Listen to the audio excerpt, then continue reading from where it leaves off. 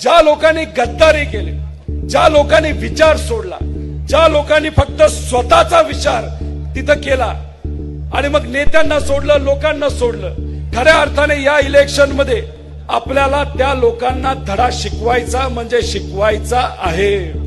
जोश में चला जलजला चला अब रुकेंगे ना हम, डर मिटा चला सर उठा चला अब झुकेंगे ना हम।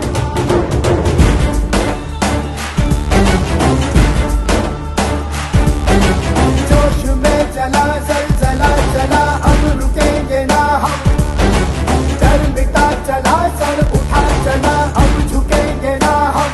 ओ धारे बासी तेरे